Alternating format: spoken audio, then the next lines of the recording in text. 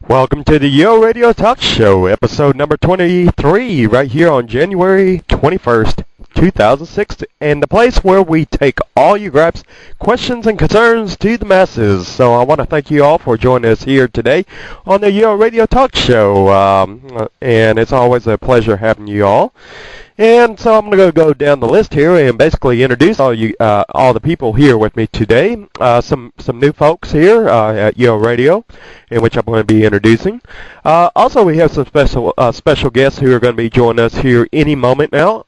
Yes, we possibly have Dora coming in over from Sonoma, who's going to be trying to get in here and join us here any moment now. So hopefully she can get it all worked out and get in here. And let's start off with DJ Deadeye from Sonoma. So go ahead and say hello to everybody out there. Yeah, well, good afternoon, all you good people. This is DJ Deadeye here, and I say good afternoon, good whatever it is, depending on whether or not it's afternoon wherever you're at. But anyway, we're glad you joined us here, and we hope we have some interesting things to kick around for you. Yeah, as always, we always have some great, interesting things coming up. And as a matter of fact, Dora just now came into the TeamSpeak and everything. We're going to give her a try here and see how things go with her and everything. But we're going to go down the list, and we'll come back to Dora here in a minute. So next person we have here is Katie Bry from Legends. Say hello to everybody. Hi, everybody. Good afternoon. Well, good evening, actually, here on the East Coast. I hope everybody enjoys the show today. Yeah, and just keep in mind we got a lot of people tuning in from Europe and Asia and Oceania and everything else. So, it's always a great day, on Saturdays to have all these people tune in from all across the world, just to hear this talk show and everything. So speaking of which, we have our next DJ here, Cressum from Europa. Say hello to everybody.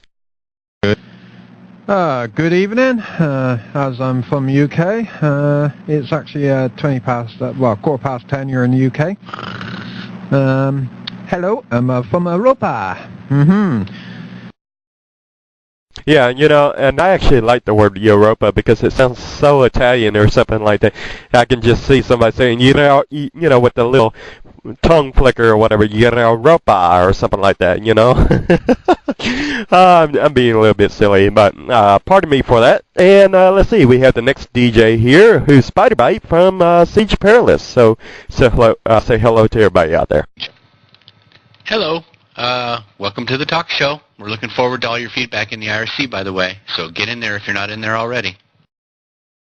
Yeah, we're always looking for the feedback because, as a matter of fact, come next week, we're going to do something different with the talk show for a change and everything. We're actually going to start inviting people from the UO community, in general, just to come over rather than just having the same staff members from UORadio over here on the talk show for the most part. So be looking forward to that. That's going to be some of the changes in which we're going to be bringing about to the talk show. And then we may even have somebody else replacing me as the host in the near future for the talk show as well. I'll still be around, just as the co-host. So, with that said, I want to go ahead into our next person here, who is Dora of Sonoma. So, Dora, I don't know if you got your mic working or not, but go ahead and give it a try. Say hello to everybody out there. Good morning. Good morning or good afternoon to you. Not sure where you're at, but it's probably morning for you. You're probably just waking up, right? Yes. Right. All right. Well, it's always great having you here with us and everything. And of course, we have Strife here from, let's see, Baja, right? Yep, Baja. I seem to be the only one from Baja. Doesn't seem to be a very popular card. Yeah, what's up with that? I mean, why don't we have more people from Baja? Because, we get a lot of people who apply for a DJ position or a news reporting position. They're all from Sonoma, Legends, Great Lakes, Atlantic, and everything else. And yet you don't really see too many people from Europa or Oceania or any of those shards, like Baja, Catskills. Where are all these folks? You have any idea where they might be? I don't know, but now that I'm on the staff, I will definitely be trying to get some more people from Baja interested in UO Radio and listening. And yeah, we're going to have to definitely do something about that because, I'd definitely like to get some people from other shards. I mean, we got tons and tons of people, like I said, applying from all these other different shards, but it's like, you don't want to just drown the station with all these people from one shard or whatever. You want to kind of diversify it, to bring in all aspects of the game to it. Like people from Siege Perilous, like with Spider Bite and other shards, because then you can pretty much find out what's going on in each shard and have a perspective from, players from every shard just about. So, let's go ahead and get started on the talk show and everything.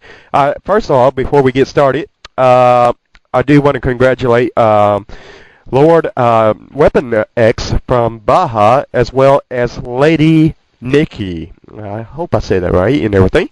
They are from Baja, and they just got married today in UO and everything, and I was there actually prior to the talk show, so, I'm kind of scrambling here to get all my notes together.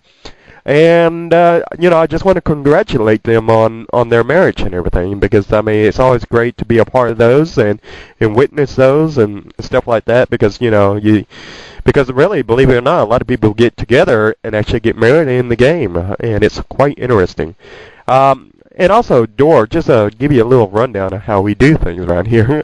If you look at the top of your TeamSpeak, you'll see connection, channels, player self, and under self, click on channel commander and turn your red light to a green. Your green light to a red light. Basically indicate to me that you want to respond to the question that's being asked, or you have a comment into whatever's being said, and that indicates to me that it's kind of like raising your hand.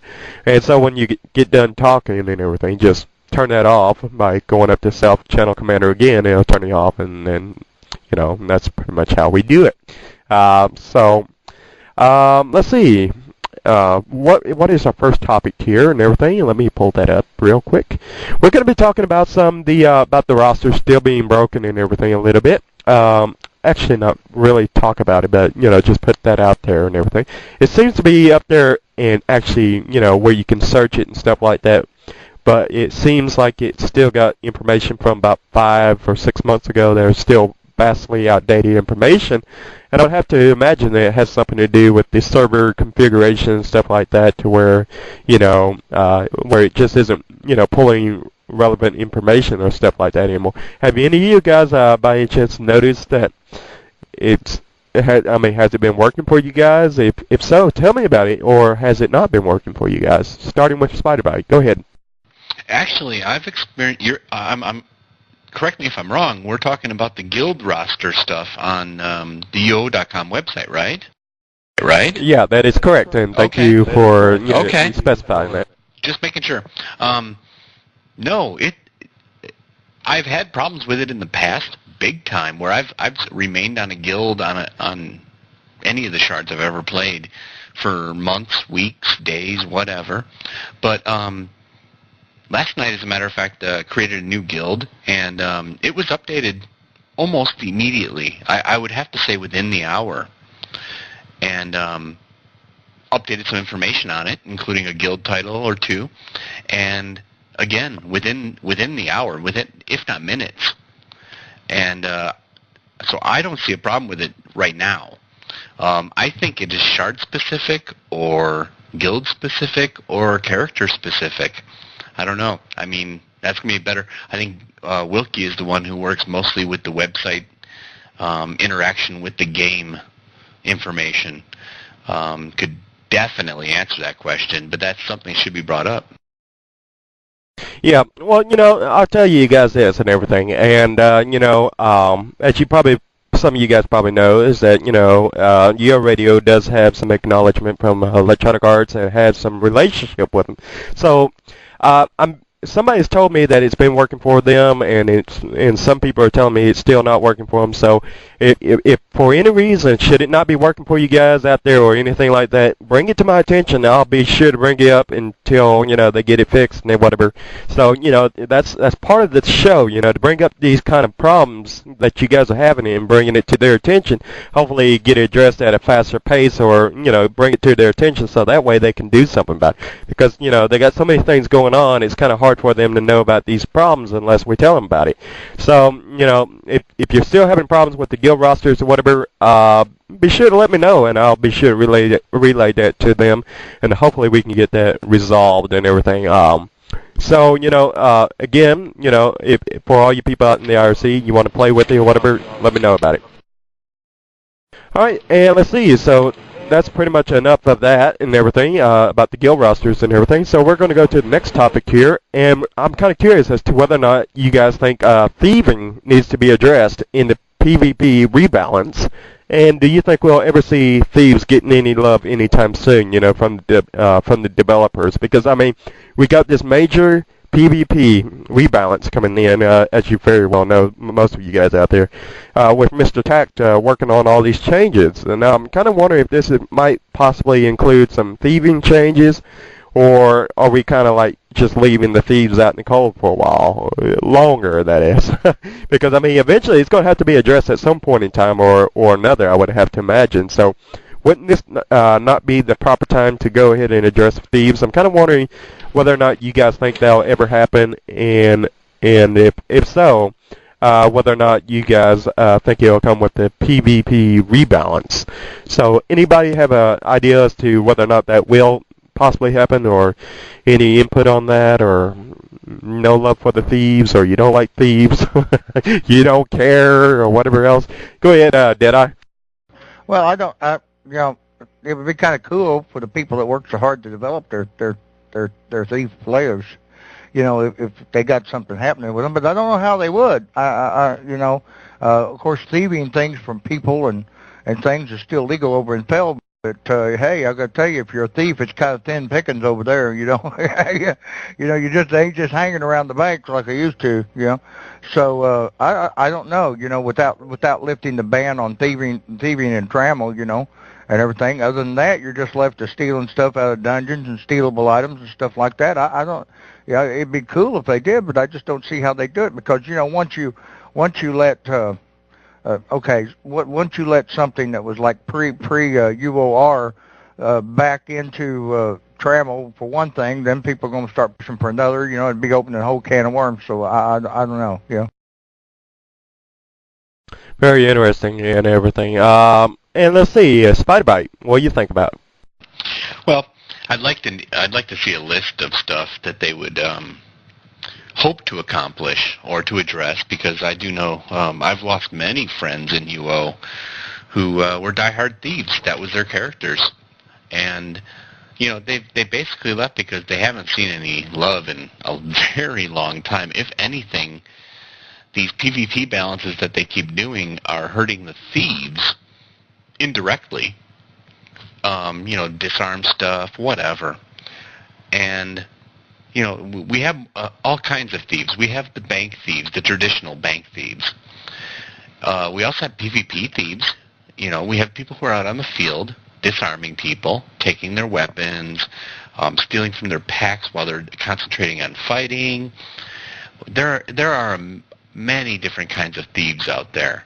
And the thief profession is really, really getting pushed.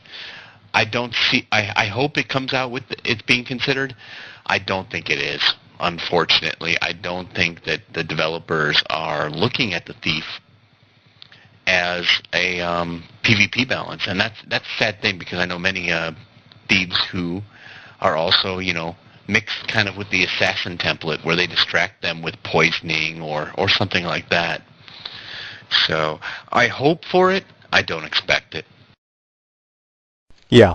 Well, that's kind of funny and everything, because somebody over in the IRC chat pretty much says the LRC is killing their PvP thief and everything, which is quite understandable. I mean, I never really thought about it that way and everything. So let's see. Catterbury, go ahead. Well, I would have to agree with what Chesrak said in the IRC chat earlier about how thieves are like herpes. You think they go away, but they just come back, and it gets annoying. I myself, I have been and fell a lot PvPing, and only to come back to realize that a thief has, stolen a lot of my stuff while I was dead trying to get resurrected, and the LRC killing the PvP thing, it just, I don't think thieves need to even be there, because what's the point of them? You got the beggars already. Yeah, well, I don't know of too many people that use the beggars, though. But, the thing is this and everything. Me personally, I've never really hated thieves. I've actually was a thief myself back in, gosh, a long time ago. I was actually a thief that would go around and provoke people, by stealing their stuff and get them, me go great to them and everything, and get them to attack me, and then kill them. I mean, that's how I pretty much did it back in the old days and everything, and I just loved that, and everything. Now, the problem came in, and this is where I had the real problem, is when you had two players going around with the same names, dressed up identically the same, and one wasn't a thief, and the other one was, so you never know, because a thief back in the old days was perma-gray, and one was a thief, and the other one wasn't. So if you attacked the wrong guy, or you attacked the guy that you assumed was a thief, it really made it hard because you would get a murder count because you attacked the wrong thief. I mean, they're both evil characters and everything. They had the same titles and everything. Yeah, one wasn't a thief and the other one was. And I remember being a victim myself to this trickery and everything, which some people would use by going around with, two characters, one who wasn't a thief but had the same title, and, I mean, they dressed up the same, they had the, I just remember those days, and those days were actually frustrating. But overall, I view thieves as nothing more than annoying, but they are part of the game, and, I'm kind of sad to see them nerfed into oblivion to the point where they're not even useful anymore. I mean, in a lot of ways, I think Electronic Arts should be looking at many of these skills and see how can they reverse some of these negative impacts on them, like thieving, for example, and maybe give life to some of these skills that haven't ever been used really hardly. For example, really, who uses hurting? Some of these other skills, begging. You don't see a lot of people using it. I mean, yeah, there's some weird wackos out there using them just for a laugh or whatever, but, you really don't see too many people using those skills. Let's see. Go ahead. I think Crescent was next. Go ahead, Crescent. Cheers. Right time. Okay, I use a thief for war factions and stuff like that. But the other thieves, I was playing in U-Gate the other day in FAL. I don't know if anybody knows Europa at all, but Europa in U-Gate in FAL is actually manic at the moment. I caught a thief there with my mage, nicking my regents, and I did warn him because if you twat anybody there, which is blue, you will turn grey. I did warn him, and I warned everybody out. I will go grey as soon as I will twat him. I did warn him, please stop, or else you will die. Basically, I just twatted him. Didn't argue with me again.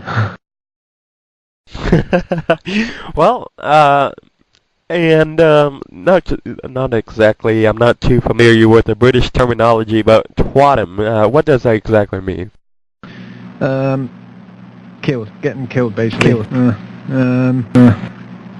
Basically, well, I won't say the other word. I just basically twat him over big tight style. Just kill him, basically. All right. Well, just for all our American counterparts out there who are not exactly familiar with the word twat, I guess we now have a better understanding what that means. Did you want to add something else to that?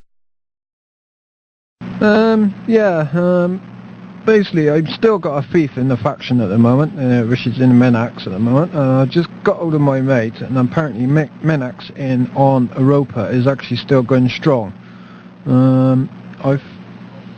Which is quite good, We thought it was actually dead, but you actually go through FAL, there's ever so many faction wars still going on, I hadn't done it for ages, I thought it was all died through, so instead I took my thief across and nicked the seagulls,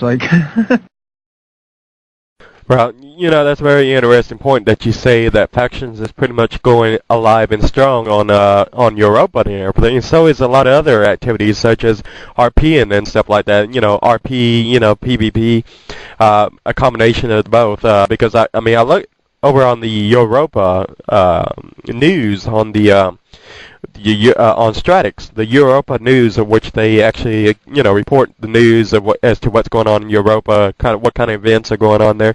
I see a bunch of player events going on over there where, people are ignoring item properties and dressing up in shadow armor and not necessarily going with the items that give them the best resistant properties and whatever. That's what I actually like, how the evil role players dressed up in shadow and everything back in the old days. Nowadays, everybody goes, or at least on the American side of the pond and everything, is that everybody just goes with the best properties and everything, and say, I own you and everything, throw the rest of the role playing out, realism that is. But yeah, go ahead, Spider-Bite. I'm getting off on a little tangent here. Well, I was going to comment on something on your experience, but let me first say, since we have Draconi and Grim here in the IRC channel, I say nerf herding. It is way overpowered.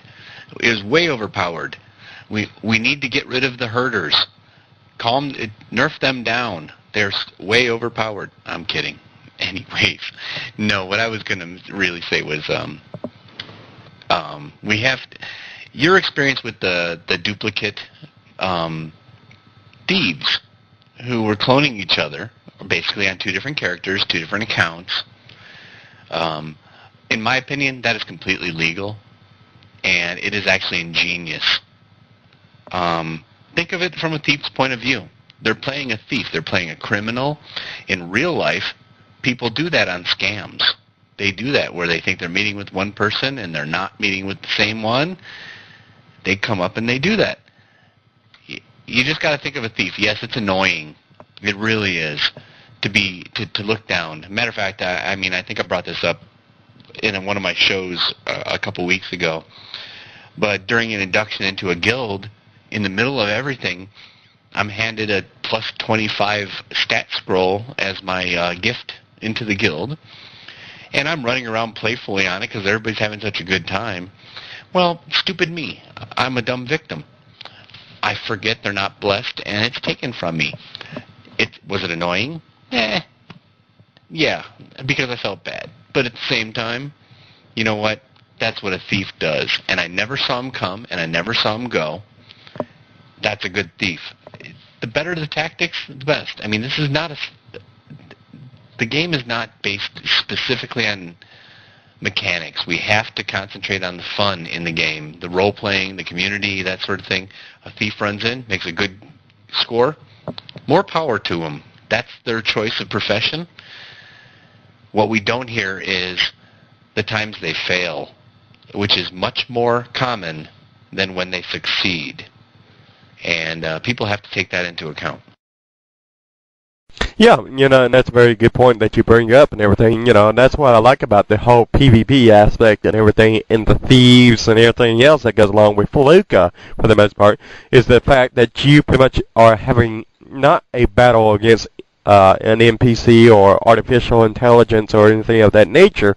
You're actually having a battle of wits. Who's the smarter guy? Who's the who can outwit the other guy? For the most part, and that's what brings a unique aspect to Feluca that really I don't see a lot of in Trammel. I don't see too many battle of wits in Trammel. All I see in Trammel is gimme, gimme, gimme.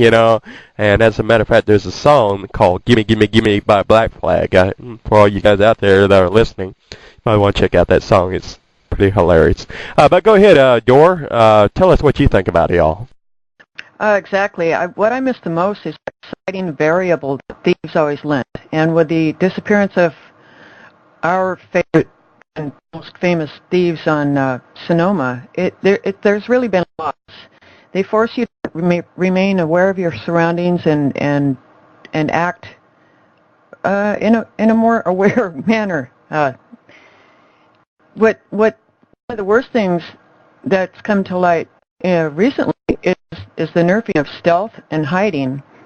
With those gone, we tested it that night, and it was appalling.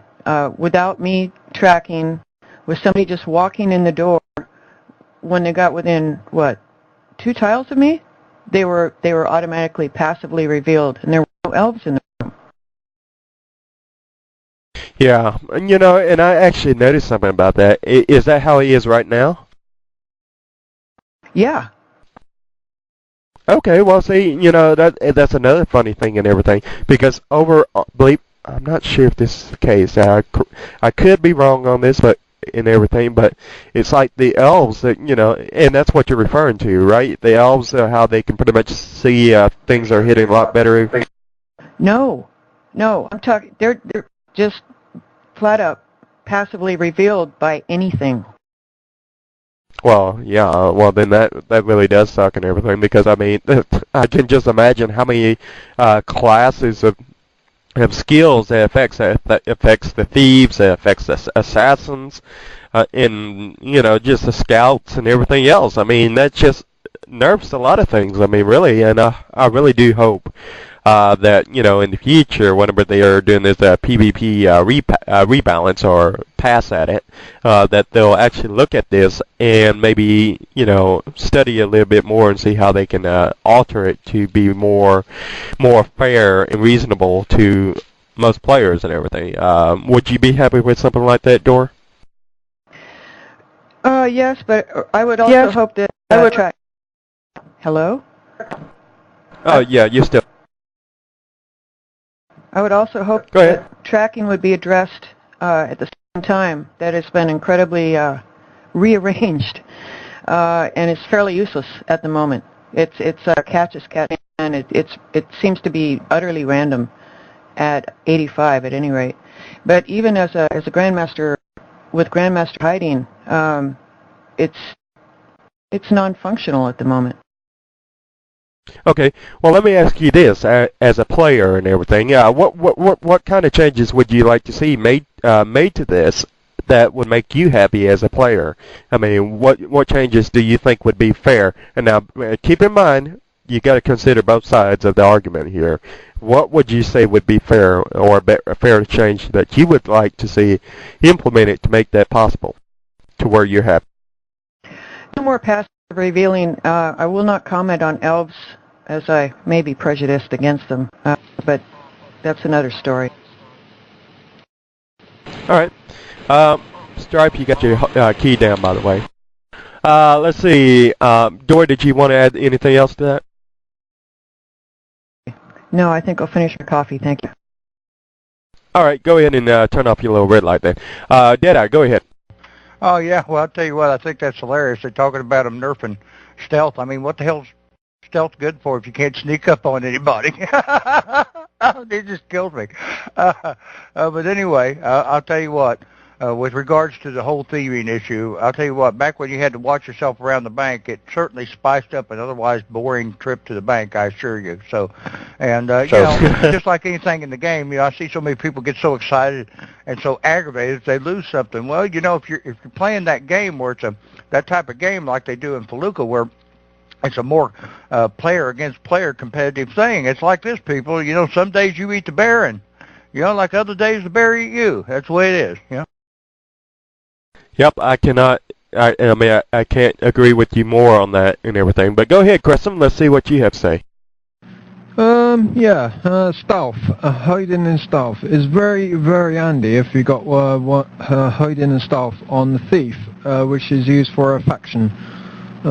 You can actually, if you got 120 stealth, you can actually run in their base, nick the seagull, then hide yourself again and get the hell out from there. But you can't actually do, I think it's 18 screens before running before you actually show yourself again if you're 120 hiding. I'm not actually 100% sure. We have to get somebody to check that one on there, but it is very handy for faction stuff, like I've actually got a hiding on my I did have a little bit of tracking on it, but I think I took it off now because I wanted hiding and stealth. I didn't have enough points on my template, so I think I took off tracking, just had hiding and stealth, which is quite good. It's quite handy for things like factions. We used to take it across the comm space, as they say, and wind them up and go along there and nicking their seagulls. We love winding them up. I love the words you guys use, by the way. Yeah, that's very, very, I guess, informative for all the people out there who are looking to get in factions or whatever shard they may be on. However, I think pretty much factions are dead on every other shard. No, all the other shards except with the exception of Europa. But Spider-Bite, by the way, before we go to you and everything, I just want to let you know that isn't the Grim that you know. that's like Grim the player, you know. But that's not Grim Omen. Go ahead, Spider-Bite. Oh, good for cluing me in on that. I was just glancing at it and noticed he was in there with Draconi. I apologize for that. In any case, I am applauding what Door's saying. Just say no to passive revealing, at least without any skill. If you don't have Detect Hidden, there is absolutely no way you should be able to passively detect somebody 100% of the time. And we need to, or the devs need to look at the way animals detect too. The fact that I can wander screens without anybody on it, without a problem, but then all of a sudden I wander across a bunny rabbit or a raven, and I'm revealed immediately. That's kind of weird, but that's a technical thing. Yeah, no, it's silly that we can't get within anybody anymore since Mondane's Legacy. Who's never trained Detect Hidden before. I had stealth on almost all of my characters for a very long time, even back when we used to have to count steps as we stealthed, depending on how much stealth and hiding you had. And to be honest, one of my best characters, my one on Siege, I stoned them both. Hiding, I did reluctantly. And yeah, I wanted to cry as I put that hiding on my soulstone because it's all useless now. Hopefully I'll come back. I don't want to be invincible, but at the same time, one skill should counter another. I mean, I could get into the whole poisoning versus drinking a pot thing, but I won't go into that. But if you're going to detect somebody who's stealthed and around you, have some Detect Hidden on you. That's the way it should be. That's the way it was meant to be. That's the reason the two skills were created. Right. I totally agree with you on that. And let's see, Chrism, go ahead. Yeah, I had, well, actually I still got them. I got a GM lockpick and a GM Contoctor. I did have Detect Hidden as well for chest as well, which is quite handy for that sort of thing. But you need it for like detecting things around you, sort of thing. You need it quite high to do any good to you. But if you're like in the house, I did it the other day. Me and our mate was getting twatted in our own houses. Like there was a red turned up in his father's house. Basically, I took my mage across because she was a co-owner of the house, because he had smoke bombs, but he stealthed across the floor from one place to another. So he thought, fair enough. So I Detect Hidden him. Because you're in a house, you're automatically GN'd stealth. Even if you're a co-owner or a friend, like, as soon as I'd done that, you couldn't hide yourself again, you couldn't use his smoke bombs again or anything like that. We just killed him instantly, like, you know, he was a bit cheesed off with us a bit. Uh-huh. Alright, well, that's all very interesting points and everything, and I think we just about run this topic to death now. However, I think it was very insightful for those listening in, to see, just to hear about some of their problems being addressed and concerned, or at least heard. So with that said, we're going to go to our next topic here, and it's actually one that I think I'm feeling rather evil right now, just even reading over this. But it's one of the most controversial topics of the week, I think. It's about what's going on over in Japan with Ultima Online and everything. As you very well know, they have a starter kit coming out over here in Japan. And as you very well know, they're featuring a former porn star on there over in Japan and everything. And so I'm kind of wondering what are y'all's she supposedly you supposedly can have a chance to win an in-game date with this woman or something of that nature. And this is only going out to the people in Japan. I'm kind of wondering, what are y'all's thoughts on this promotion? This promotion. You would probably already read my thoughts on something like this. But what are your thoughts on this promotion over in Japan, where this former porn star is promoting the game? And I would love to hear y'all's opinions on that one.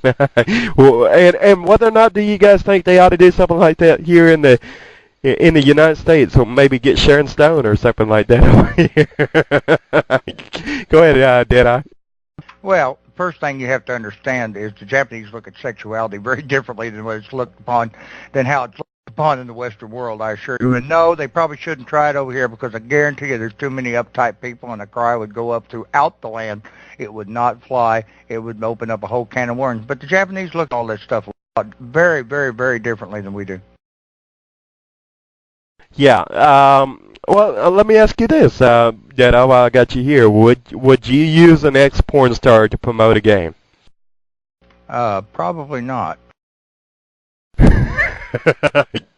I'd say let him do it. Caddy Bride, what are your thoughts on it?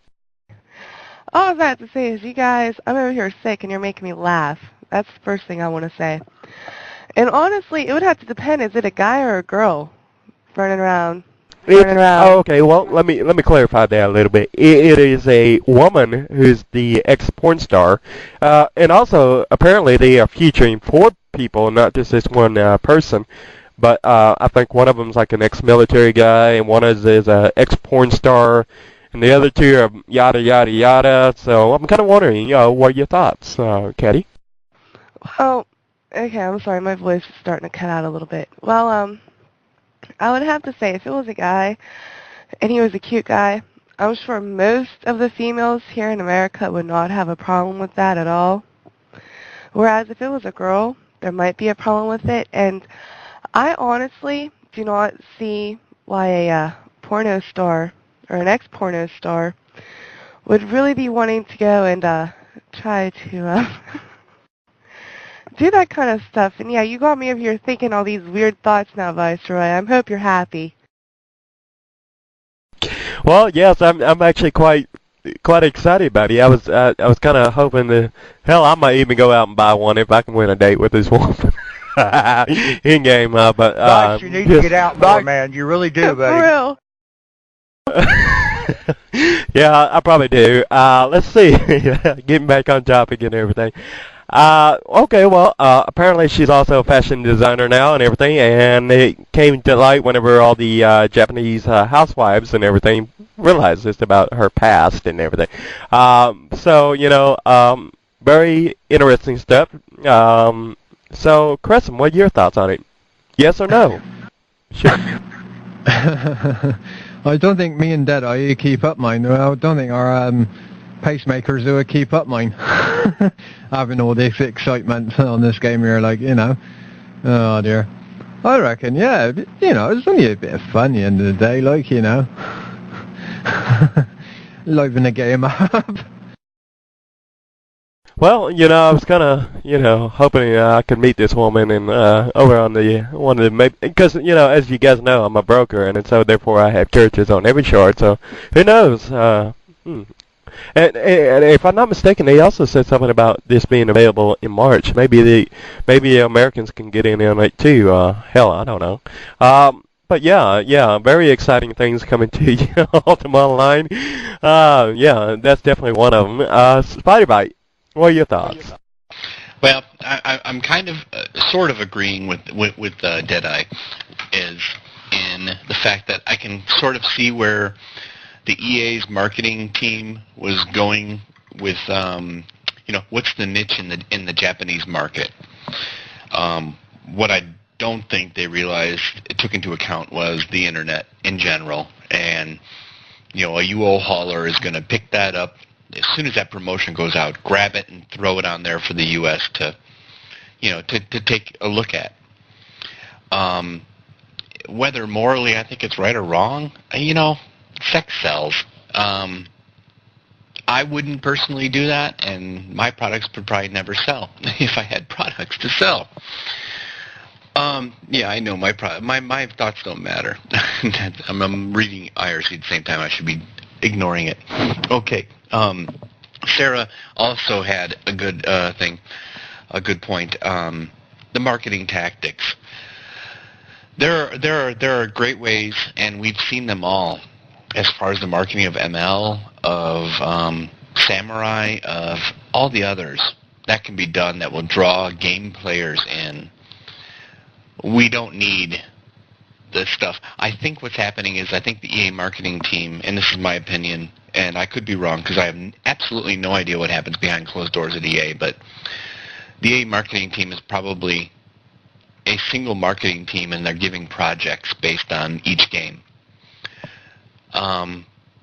I think they see the success of sex selling as far as things like Sims go, that sort of thing, and turn around and apply it to another game because they may not play that game or they may not know how that game works or what the mechanics of it are.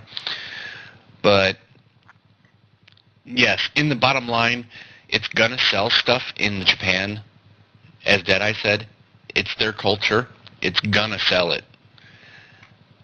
How it's going to look upon the game itself and what kind of players it's going to draw in, that's a whole nother question. And I'm hoping that, I don't want to segregate anybody in the game, but leaving them, on the Japan servers to do that stuff, more power to you. Okay, well, let me ask you guys. I'm actually kind of curious whether or not this was probably, if this was like sanctioned by EA over in America, or if EA over in America said, well, we want you guys to do this and go out and find some 4 really interesting people and use this as a promotional tool or tactic, or I'm wondering if it was just, a decision that EA Japan made on their own, their marketing team for their region. That's what I'm really curious about. Another thing is they are 2 separate entities. I understand that and everything, but still, the originator or where the game originated from is America. So I would think they would have some say over what you can promote with the game or not. So that's why I have to ask that question or not. But I don't think we'll ever see an answer to that one. But another thing is, and I am kind of losing my thought here and everything with the IRC going on. I was going to also ask whether or not do you think this promotion tactics will actually draw in more players or not for EA Japan? Do you think it will be successful for them, or do you think it's going to backfire for them? What are your thoughts on it? I guess I quickly go down the list here and see what y'all's thoughts on it are. Deadeye, you think it's going to be good for EA Japan? Yes or no? Oh, I imagine it'll work fine in Japan, but I also think that when word gets of it over here in the United States and it gets around, I think it's going to bite them in the rear end over here. All right, and Caddy Bry's got to go AFK for a while, and so we'll go ahead and skip her. And Crescent, are you back yet, or are you AFK as well? I think he's AFK at the moment. We'll skip him. And Spiderbite, what do you think? Yes or no? In Japan? Yes, absolutely. Yeah. As everybody else said, it's going to bite them in the butt here, especially when the shareholders catch wind of it. And Dor, yes or no? You think it's going to be a good thing for Japan? I believe I mentioned that I wasn't commenting on this one. Okay, very well. We'll leave it at that. Strife, what about you? Yes or no?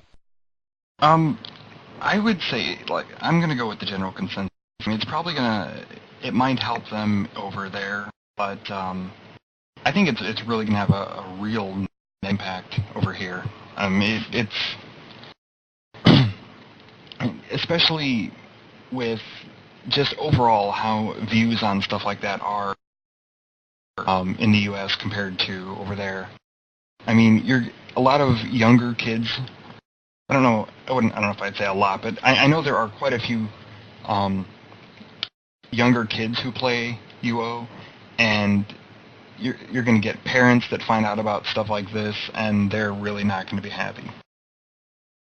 Yeah, well, see, that was another concern of mine, because, the game is rated teen, and yet you have somebody like this promoting the game, yet I know it really doesn't have anything to do with it, but from a PR, public relations point of view, it might kind of backfire in that regards due to the fact that it's rated teen, yet you have somebody who's an icon figure who's known for erotic material in a rated teen game promoting the game, so I'm not sure how that's going to work out. I do hope for the best in that regards, that it works out for them over in EA Japan and everything. Me personally, I think it does have a lot to do with their culture and everything, because if I'm not mistaken, I saw on the news a little while back, and this could be entirely something else. But going off a little track, just about Japanese society in general, they are getting into an era where they have a lot of people retiring, and they don't have many young people to pay for pensions and retirement benefits for the older population. So they're actually encouraging people to go out and have kids, and paying people to have kids over in Japan, believe it or not, like $15,000 or something of that nature is what I heard on TV on the news. So yeah, it could be an entire culture thing and everything, because you don't hear about incentives to go out and have a kid over here in the United States and get $15,000 or anything of that nature here in the United States. So yeah, it's a total difference in societies and everything. So maybe that's goes along with that in general. Kind of got off a little topic there, but going on to the next thing here. We're going to be discussing about the 30-day free trial, where you are required to either phone someone up at EA or required to enter a credit card information. And as some of you guys know, the EA from time to time has these promotions where you can sign up for a 30-day free trial to try out the game and stuff like that. But the thing is, you cannot actually play the free trial unless you put your credit card on file, or you call up EA and say, hey, I want to set this up. I do not want to supply my credit card information. I just wanted to simply try the 30-day free trial. My question is to you guys, whether or not you think you ought to be required to put your credit card information on file when applying for a 30-day free trial. Or should they take a similar approach to that of AOL, which is America Online, over here in the United States, where you don't have to have a credit card on file to be able to log into the game and try out the game for 30 days? Good or bad? Do you think they should require people to put a credit card on file for security reasons, or what? Let's hear from you, Chrism. Go ahead. Yeah, sorry about before. I just got back, as you say. I'm going to make you a quick cup of coffee. Yeah, I do believe they should put credit card on the but I don't use like MasterCard or Access or your version of our Access or American American Express. I think you use it there. I ain't too sure what your major cards are. But I'm trying to get my solo card to go on it. But I won't have it, so they should really look into doing the like the credit cards or the solo cards or any card sort of thing before you actually get on. They should really keep it like that, because if they do update their phone-ins and you want to ask them anything about your account or anything, you need for security reasons, your last 4 digits of your card, basically. Yeah. Well, the thing is that not a lot of people have the option to call in to Electronic Arts because you have to think about it from the perspective of international players. Because, this is a gaming product that is distributed and sold worldwide, and you have customers from all over the world. And so, quite frankly, if I'm on a demo game or try out a free trial or whatever, I'm not going to, and I'm over in, say, Japan, or let's just say in Ireland or some other European country, and I have to call long distance. Well, guess what? If I have to do all that, and I have to spend 30 minutes on the phone just to get a hold of somebody, for example, which is the average wait time whenever you call up EA, if I have to spend 30 minutes on the phone just to set up a free trial account, I can tell you my answer. It's going to be, screw that, and I'm not going to play, because, at the end of the day, you don't want to have to pay long distance just to call over to Electronic Arts. So, I'm not sure if that's exactly the great way to go about it, but let's hear from Dor. Go ahead, Dor. My response is similar. As someone who has never possessed a credit card and never hopes to, I have no desire whatsoever to possess a credit card. I've paid for my accounts with game times for 7 years now, 8 years. At any rate, I have no credit card info to enter to begin with. So to me, it's very frustrating. Okay, very frustrating and everything, and I can totally agree and everything, because some people either have, let's say, for example, for the adults, and now a lot of people say, well, why don't you have a credit card? Or a lot of people wonder why any adult wouldn't have a credit card. Well, let me put it this way to you folks out there listening and everything. Not every adult has a credit card because they can't manage a credit card too well. Or they're, they get a credit card in their hands and they just go on a spending spree, and they have that kind of a problem in some cases. So I'm not saying that's the case here, Dora, or anything. I'm not. So I just want to clear that up. I'm just saying some people elect not to have a credit card for that very reason, and so requiring people to have a credit card on file or to call up Electronic Arts, it can actually backfire in bringing in new players that actually want to try out the game for the first time. So that may be something that the people at Electronic Arts may want to review in the future. Dora, did you have something else that you wanted to add to that, or are you pretty much finished on that? Yes, I do. I wanted to go on to explain that I am philosophically opposed to credit cards, which is why I don't have one. I believe in buying what I can afford, or buying what I can pay for, not buying on spec. And I'm not into debt. So those are my reasons. I have no reason to have a credit card because I don't buy what I can afford. All right, very good point and everything, and because and that's another great point. Some people pay cash only or debit, and that means that the money's already guaranteed to be there. Very good point and very good argument there, Dor.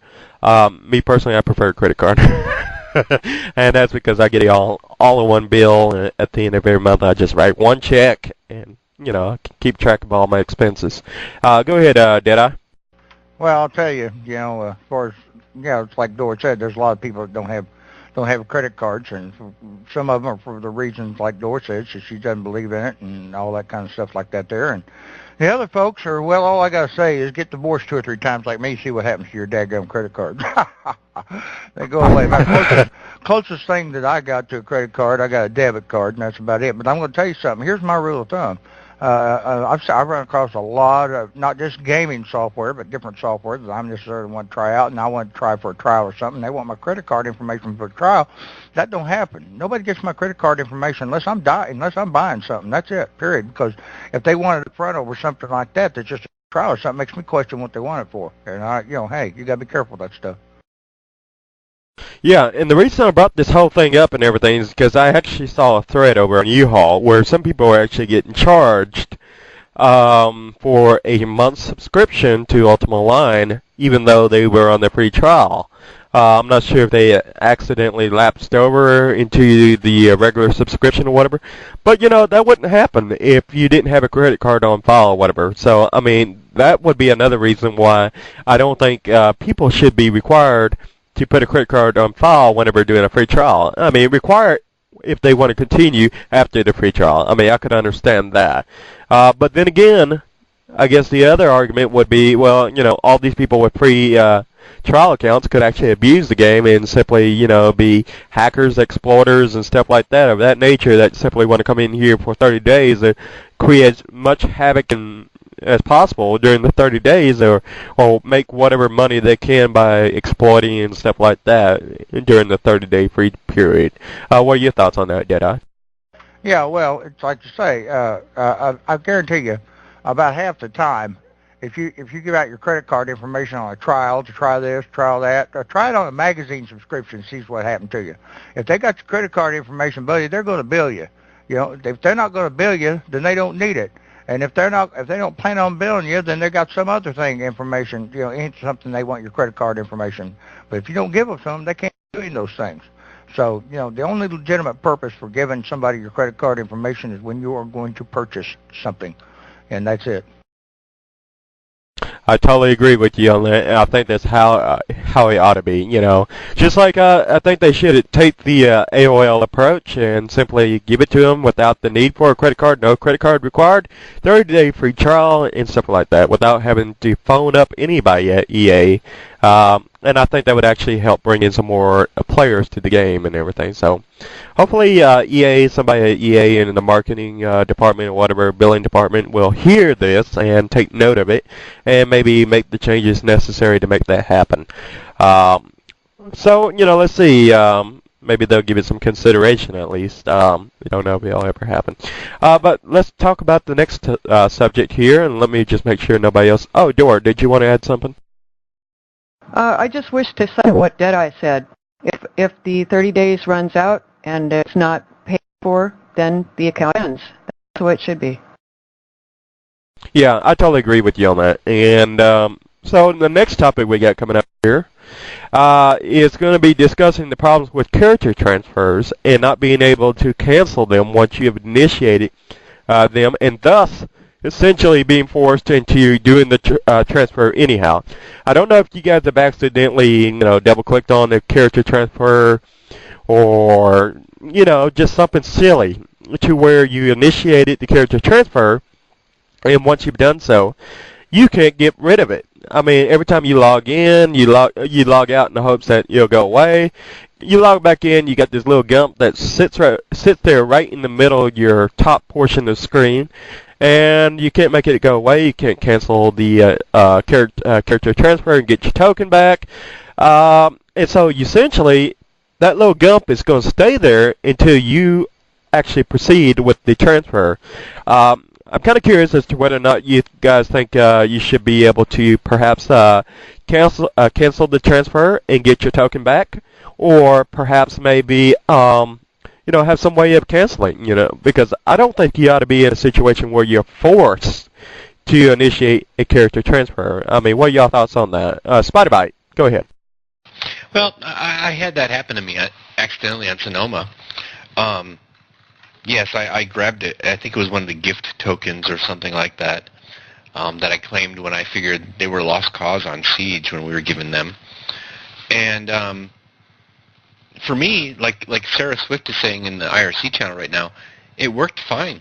I hit cancel and it worked. I don't know what the technical problem is there, but I hit cancel and it never came back again. Okay, did you get your token back? Yes, absolutely. Did you ever get and I sold it.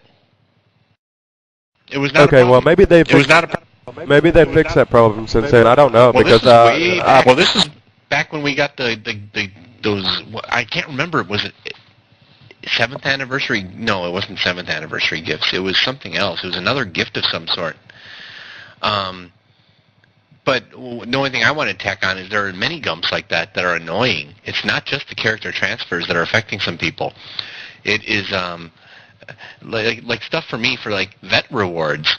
To be bothered with that gump that pops up every time you have a vet reward, to be able to put that somewhere and just have a little unnoticeable thing, unfortunately, which right now is like the notification when a GM has responded to you and you're sitting there waiting still, watching the queue If it could be You don't small have like one. that, If it could be instead, small, that would be great. Instead of Gump landing on your screen when you're logging right back in, especially if you're running right back into the heat of battle or something when you've lost connection. yeah, I totally agree with you on that and everything. I would take it that you don't have Yo Assist, right? Yes, I do. Okay, well, there is a feature in Yo Assist that disables that, but for all the players out there who do not have that feature and everything, they might want to consider possibly implementing that into your options for Ultima Online, so that way you don't have that annoying pop-up for all the players who do not have Yo Assist.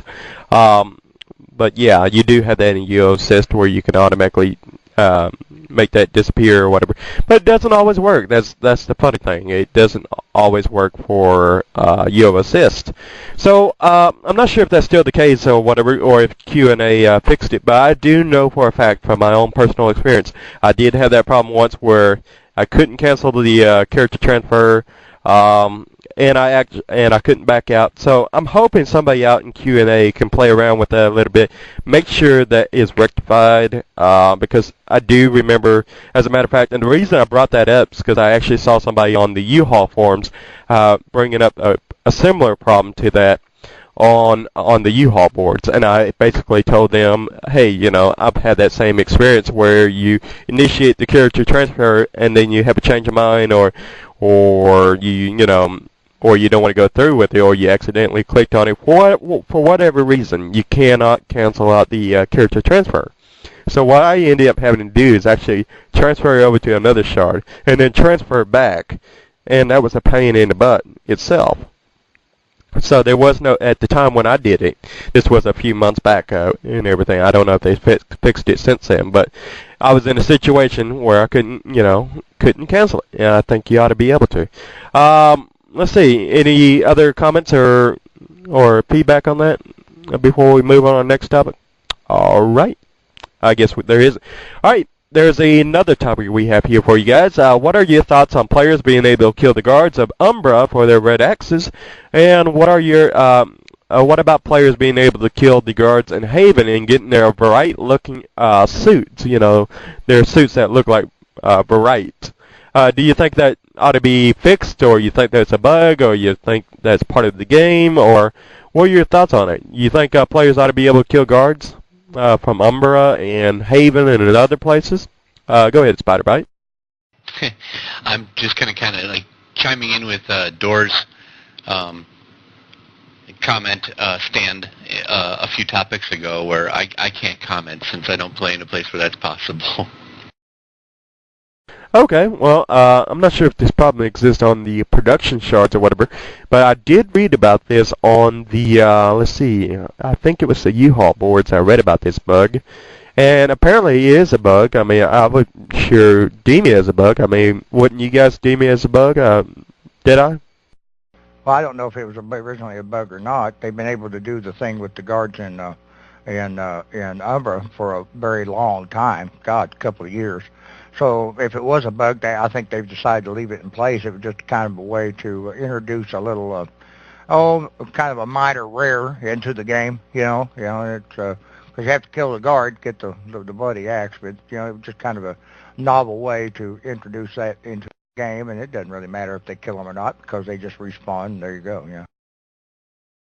Yeah. Well, let me ask you this: do you think they should be able to do it, or you like the way it is now that you can? I think it's fine. It's no skin off my nose whether or not they can do it or not. I don't think it affects anything. I mean, it ain't like you can kill them all out to where there ain't no guard. I mean, That would actually be kind of funny if you could. All right, well, I guess that wasn't a very good topic right there, so I'm going to go ahead and move along to our next topic unless somebody else wants to chime in and add to that. Let's see. Okay, well, I was, as some of you guys know and everything, a little while back and everything, with the UO Samurai Empire, there was a promotional video back on their website, and it was very interesting. It was, I don't know if you guys remember that or not, but there was like this promotional video where they was promoting UO Samurai Empire, and they had staff members from the UO team, acting in it and stuff like that. Do any of you guys remember that by any chance? And if so, and here's where I'm getting at. Would you like to possibly see something similar like that for future expansions, or would you like to see again done for future expansions where they're planning out or something of that nature, or you think that's a waste of resources, or what's your thoughts on it? Anybody's thoughts? Okay, nobody has any thoughts on that.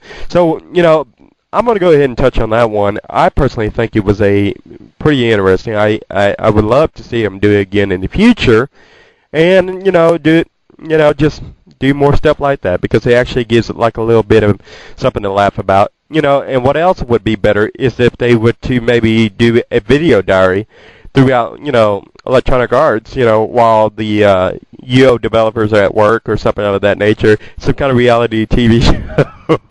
I don't know. I'm just a big old reality TV show fan, so I'm kind of wondering, would you guys like to see how things are at Electronic Arts on a day-to-day basis, or something like that, kind of like a journal, a video journal at work or something, or something of that nature? Would it be cool? Do you think it's a waste of time, or what?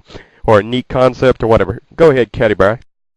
I think that would be rather cool. Sit there and be able to watch the EA team just do their work throughout the day, and maybe leave like little comments on why this person got up 14 times in the last half hour, and just walk off screen and come back with a big smile on his face. Yeah, that would actually be kind of fun. But, what I was thinking is kind of like, somebody going around with the camera and just saying, just peeking in on people every now and then, while they're at their desk or whatever, just to get an idea of what everyday life is like. Because, really, we hear a lot of things from developers as to how their day-to-day life is at work, but you really can't grasp exactly what it's like or anything of that nature. And quite honestly, I think if they were to maybe do something like that, it might in turn bring in some more people to Electronic Arts that might be interested in working on Ultima Online. I don't know if they, because a lot of people are afraid of working for corporate America and stuff like that, or think it's really a tough environment or something of that nature. So I don't know. I don't know if that would change people's opinion about Electronic Arts or whatever. Just give you a better insight as to what goes on day-to-day operations. Deadeye, what do you think? Well, all I know is I got a kick out of the little samurai video clips. They did all the promotional stuff they did for Samurai Empire. When they were trying to hire the samurai, and the samurai's going around there, somebody mouthed off the samurai, and the samurai'd kill him, beat him up, or something like that. I thought those were hilarious. I loved every one of them. Yeah, I did too. Would you like to see more of that in the future? Yeah, that'd be kind of cool. Yeah, I totally agree with you, and I would actually love to see more stuff like that, or something of that nature, or some other developer project to make something like that happen within. I don't know if they can't do that for fear of leaking out intelligence, like corporate espionage or whatever, top secret information. They don't want that getting out or whatever. I don't know. Spider-Bite, what are your thoughts on it? Well, exactly what you were just saying, the corporate espionage. And I don't think it goes as far as that, but as far as insider trading and that sort of thing, we got to keep in mind EA is a publicly traded company on the stock exchanges, all of them.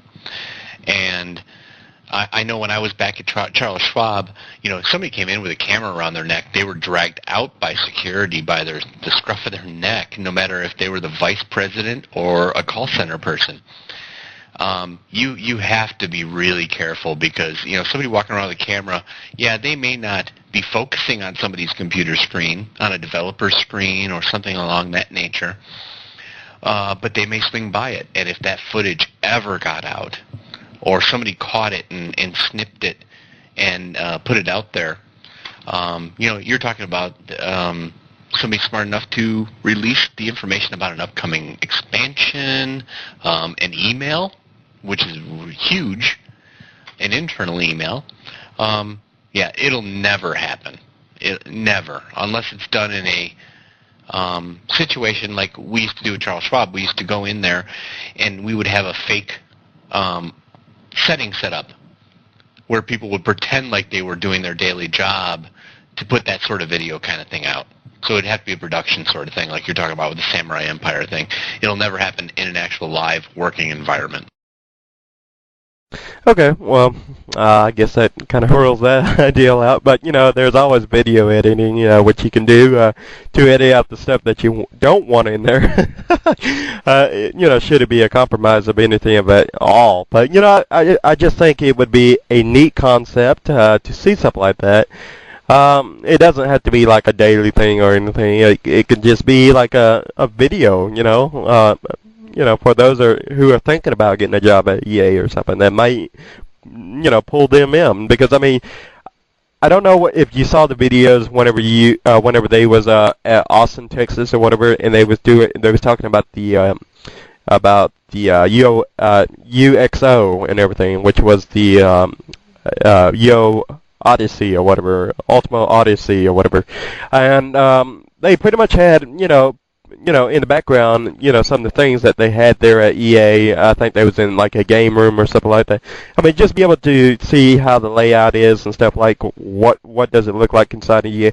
You got a little glimpse of that whenever you was looking at the Samurai Empire, because you could see the cubicles and everything of that nature. Just that kind of aspect to the guys that are wondering exactly how's the setup and stuff like that, and those that couldn't go to UOLA or whatever, they get a better idea. It's because I even heard that in some cases that people that went there to the UOLA, they actually got to see the game masters at work. They got to see people in the meetings and stuff like that. I'm not sure exactly how that went and everything, but I just think that would be so awesome.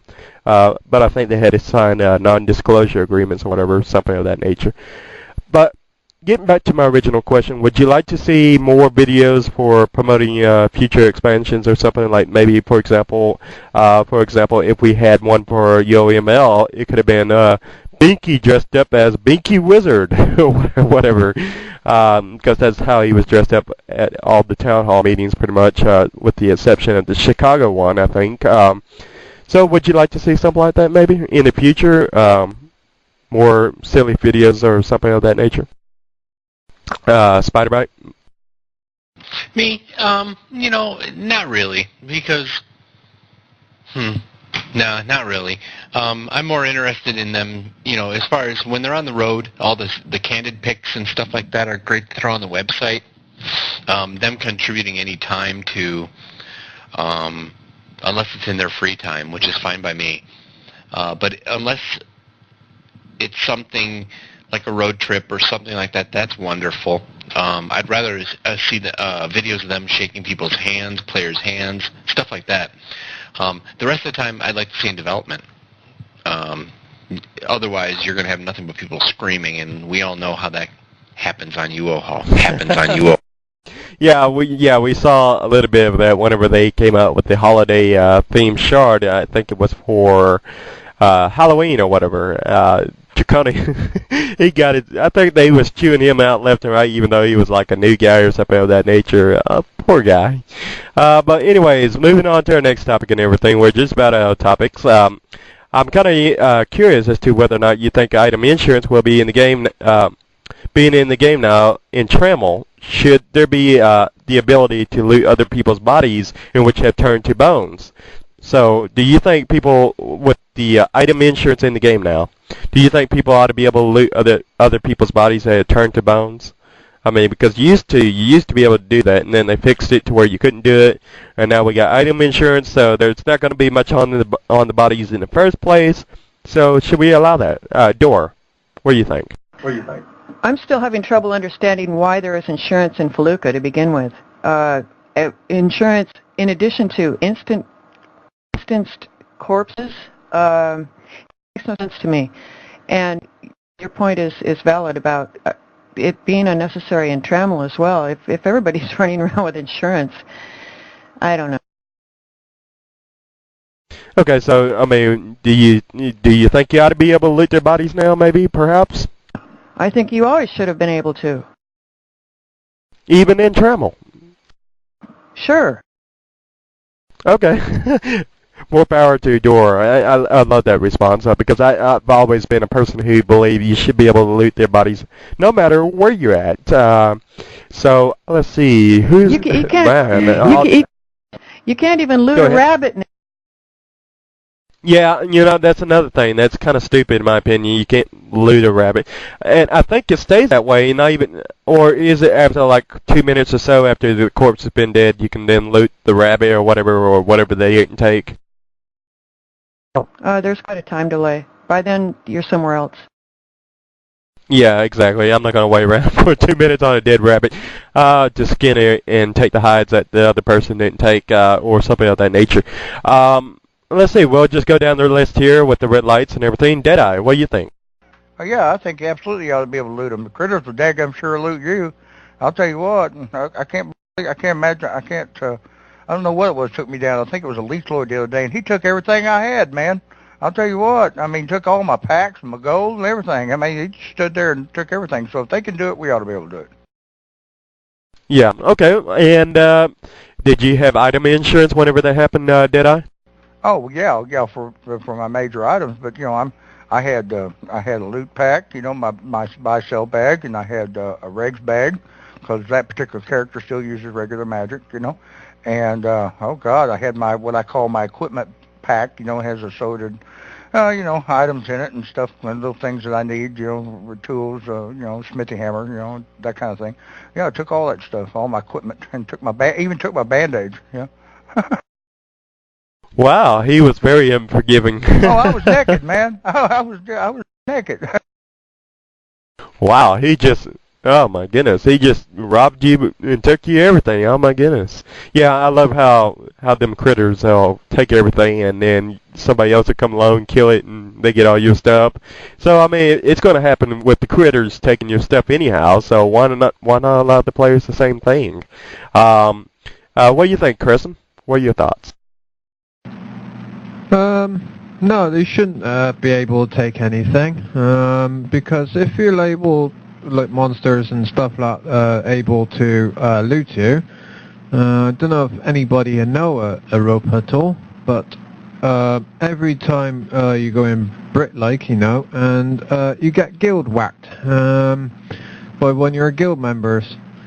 So if you didn't have insurance on your stuff, you're liable to lose that as well, because they will they will loot it, but I don't reckon anybody, human or monster, should able to loot your body. For instance, like Crusher himself, he's got 15 million of artists on him. You sit there and it loots your body, right? And you cannot kill it to get it back. Yeah? You've lost about 15 million within seconds, So I reckon no. Doesn't matter if it's human or monster, it should not able to loot. Okay, and when this 15 million or whatever that you lost, did you have item insurance or what happened there? You didn't have item insurance or what? Yeah, I had it, what's name, but unfortunately I wasn't keeping an eye on my gold. I forgot to transfer the gold from one character to another. So I just totally lost it. But luckily enough, because I was in such a good guild, it was a Paragon Leech Lord. He just sat there doing, because I was hitting him with a sword. He was keep blood oath on me, I just didn't stand a chance, basically. But when I actually got my guild in there, just got with the guild sort of thing and said, right, this thing's just got all my artists. Let's go for it. Let's twat him.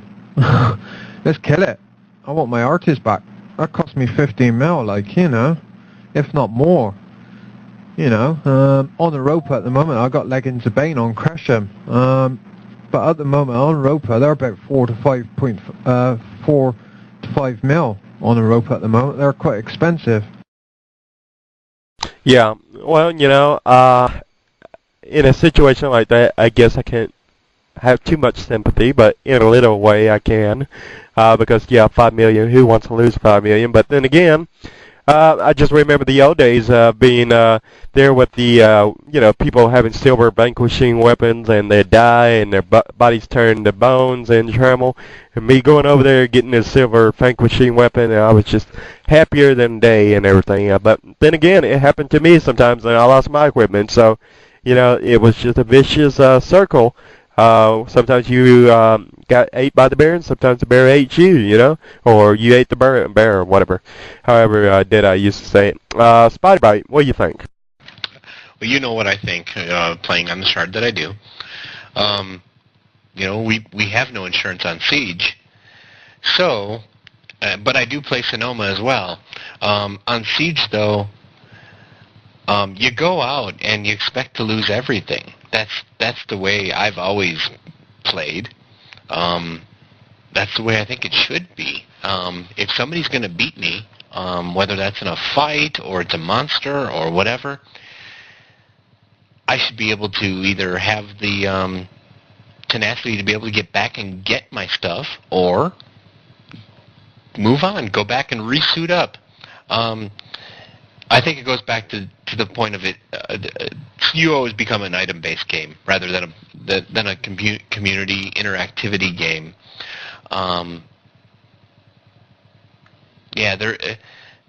If somebody's going to fight you, they're killing you for your stuff or your insurance money if you're on a production shard. On Sonoma, yeah, I insured everything because I'm on there to interact and be social. I don't do any PKing, basically. I don't do any PvP.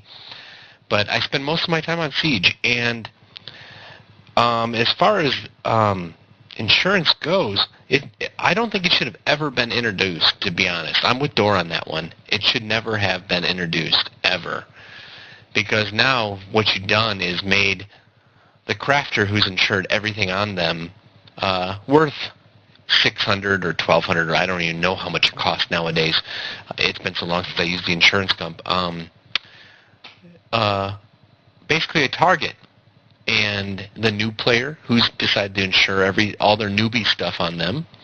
I think it's wrong, and bottom line, I'm standing with Dor.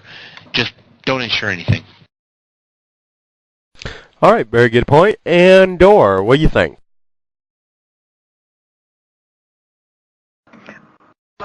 I didn't realize that I was on. Sorry. No problem. We'll go ahead and go to Strife. Strife, what are your thoughts? I would say that if you're going to, I'm all for it. I mean, if you have anything worth anything, you're going to insure it, since you can. And if you're going to be in an area where it's even possible for you to get killed and lose stuff, you should be smart and try to either insure what you can or not carry anything that you'd be heartbroken if you lost. And even if it does happen, you got it once. It might take some work, but you can get it back. You can get another one. I mean, some of the more rare stuff, it might take a lot of work, but you got it once, you can get it again. And if you put yourself in that position, then you should be willing to deal with the risks. Yeah, I totally agree with you on that, because I think the whole simplicity ought to be in the game. First of all, I think there's just too much, for me personally, about the whole game in general. There's just too much peace and tranquility in the game. There's got to be conflict. There's got to be crisis. There's got to be, elements that make this game challenging. I mean, for me, Tremble just doesn't do it. This peace and tranquility, it's just not my thing. I got to have some conflict. I got to have crisis. I got to have things that will make you say, "Oh my God, why did this just happen?" Or "Oh my God, I just lost 50 million gold," or "Oh my God, I can't believe I just lost to this person." Something that will create some kind of drama, because right now it's just everybody's holding hands, peace and lovely, and if you do got a problem with somebody, you can't do nothing, and there's very little recourse of action that you can take against a person except call a GM. Oh, I'm going to call a GM. I'm going to get you banned. And that's all they can do now. And I don't think that's the way you ought to handle things. Go calling up a GM. I think you ought to be handled where they go outside the city limits. Let's take you outside. Come on. And, duke you out. Be done and over. If they win, you leave it like that. Because, I've done it many times where I say, let's take you outside. They come outside with me. I whoop their butt. And that's the end of that. And then later on, we become good friends, and we laugh about, the past and stuff like that, and look back on it. And a lot of people had a lot more respect for one another. And I think that's what's missing in this game. That's why I'm a pro-priori guy, because, I love the fact that people actually respected one another. I love the fact that there was conflict. I love the fact that people helped each other. I love the fact that, you could go up to a total stranger and gather up help from other people. It didn't have to be somebody you know. For example, you say the PKers outside, the PKers outside, or something of that nature, or the PKers are camping the entrance to Despise, and you get up a hunting party together, and you go out and take them out and stuff like that. That's the problem with the game. You don't get that anymore. You don't got people getting together for a common cause to get rid of bandits or PKers or whatever else that might be creating havoc in the region or whatever. There's just no conflict. The only conflict that we have is the conflict that is generated by the event moderators or by monsters, and that's about it. Woohoo! It's just not my cake. Somebody else can eat it and be happy with it all freaking day long, but after 7 or 8 years of that, you just have enough of it. It's just like, I don't like cake no more. Did I? What do you think? Oh, one little thing, one thing I miss. Remember, and Viceroy and probably some of the others here, you remember the really groovy vendor shops the PKs used to run, man, when they could, kill you and take everything you had. You remember they had all the good stuff, man. They had all the good stuff and at great prices, man. You remember those days? Yeah, it was basically like much like a black market. Go find your stolen goods. Hell, in some cases you could go buy back your stolen goods and stuff like that, or your PK goods. Yeah, you could get them back. For example, I remember that they used to do that. For example, if a PK killed you and took all your stuff, he's like, "Oh, I'll sell it back to you at a price. I'll simply throw you on the vendor and you buy it right on back." Or a thief would, make you that offer. And a lot of people would be like, no, thank you. I've never quite understood that, but oh well. Somebody else came along and always usually bought it anyhow.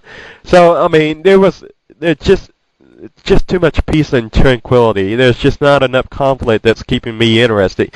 And here's something I actually noticed on Europa that really interested me a great deal. And this is what they're doing on Europa. And all the not player towns, but actual towns, like Cove, Trisnik, Britain, and stuff like that. What they've done on Europa, a guild or a group of guilds or societies on Europa, they gotten together and basically created city-states, and they all create each other like a nation. For example, the nation of Trisnik. Trisnik fights Cove. Cove is at peace with Britain, and so they act like city-states, and this creates an RP role or an RP type society where there's conflict and there's different causes or motivations for them to declare war on one another. This is what I find very interesting. This is something I wish there was in Ultima Online. A reason to go to war, a reason to fight one another, a reason for conflict. Right now there's just no reason to accept a war. There's no reason to go to war. There's no benefits for going to war except saying, I pwned you, and that's about it. And just look at World of Warcraft and other online games out there. They actually, and look, and a lot of people are saying, well, what about it? Well, look at them. Some of them are up to, I think World of Warcraft was up to 5 million subscribers at one point in time or another or something like that. But look at their game. They got conflict in it. It's not peace and tranquility. I mean, really, do we want to take this game and continue to go with peace and tranquility as the basis for the game and all future expansions yet to come? I don't think so. Not my cup of tea. So I think the developers, or whatever, or the designers in the future ought to give it some more thought. Give us conflict. Give us a reason to stick around in the game. Give us motivation for going out and, fighting for whatever cause. Give us a reason. Because right now there isn't. There isn't no reason to craft, because crafting is basically screwed up at the moment, as we all know. They do have plans to get to that eventually. PvP is not exactly great right now, so that you can just throw that one out the door as well. So, I mean, if hunting monsters and chatting like a chat room, which you can do very much on IRC, well, then what else is there left to do? I mean, because there is no conflict, except unless you, of course, make it yourself. And we shouldn't have to make it ourselves. It should already be in place to where it's already existent and existing by game mechanics, not because some players decide to get together and create a conflict of their own in an RP fashion. And that's what I liked about the old days back pre-UR. You had people with great ideas such as these going out and creating city-state factions or player cities fighting one another and stuff like that. Like on Chesapeake, for example. They didn't ever declare war on anybody, to my knowledge. But they did have a city, that pretty much ran and operated itself. It pretty much sustained itself. They had a shop, a blacksmith shop of their own in that city. They had a tailor shop there, and they went out and got all these raw materials and made their own wares. I mean, that's what I liked. And an economy that is ran and controlled by the players and not by artificial intelligence. There should be a supply and demand. It shouldn't be automatically generated. For example, you buy out the NPC of all its goods. It shouldn't replenish itself. It should be players putting those items or selling those items to the NPCs, and then, if they want to buy it or whatever, or whatever else. It should be a player-driven economy and not an NPC-driven economy. Just my thoughts. Any of you guys here with me on here agree with that concept or anything of that nature? Or have any little rants that you want to say about where you think the game needs to go? Or what this game is lacking? Just, any thoughts on that? Deadeye, what do you think? Boy, I'll tell you what, if they made that where the NPC vendors had to be resupplied by the players selling things back to them, boy, wouldn't that just create a whole bunch of groovy markets for the crafters real quick? Yeah, because then, you wouldn't have to go out and buy because a lot of people say, oh, let's have an auction system or whatever. Think about it, folks. I mean, if you had a system like that or whatever, or, you could essentially do away with the whole auction idea or whatever. I mean, because let's say you throw it on the NPC, you wouldn't need vendors anymore. Just go put it on the NPC price or whatever. Maybe the NPC charges you a fee or whatever, a one-time fee for a listing fee, and if it gets bought out, it gets bought out. If it doesn't, it doesn't. Just go with supply and demand. It's all driven by the players for a change. Spider-Bite, what are your thoughts on it? Oh, I'm completely against throwing auction systems into the game. As Dor and I both know, one of the best auction houses in the entire game. I've been to them on all shards, and nothing is better than Sotheby's was on Sonoma, and ever will be probably. And if that were to ever be introduced in the game before they finally gave up, man, that would be almost game quitting for me. I wouldn't, but that would be a shock to see some hard-working folks get driven out of the game on an NPC-driven auction system. As far as RP and the nations and the reasons to go to war, I think that's what the Shard makes up to. Creates. for themselves. The RP has to be created by the players. You have to go out there and create an event. It doesn't have to be an event. It has to be a scenario. Get a reason, create a reason for these nations or guilds or whatever you want to call them to go out and create the excitement in the world. We got an advantage on Siege Perilous because we're a smaller community. What one person does affects another somewhere on the shard. We all know each other. On the larger shards, it's tough to do. Does a guild fall in the forest? Does anybody hear it? That's my thought. Well, and just touch on my little idea about the whole player-driven economy and everything, where you sell to the NPCs. I don't think that would just selling to the NPCs would work too well, because then you wouldn't be getting your asking price or whatever, and they wouldn't create competition. So I'm not sure if that one would work. So that's why I said make the NPCs an auction, so that way there is competition, or buy it now, you list the price, and then you can pretty much determine whether or not it gets sold or not based on what you're asking for it. That's one way I was thinking of. Another thing is that let's say if I was to go sell some armor to the blacksmith in Britain or whatever, well, if they have a huge surplus or whatever, and, each city has a different supply level, one city might have a huge demand for this supply, whereas the next city may not have very many stuff, like, for example, they may be all out of materials or supplies in which they need somebody to come and replenish for them. That would actually get people to go out to all these different towns and resupply and restock their goods and stuff and their wares and all that.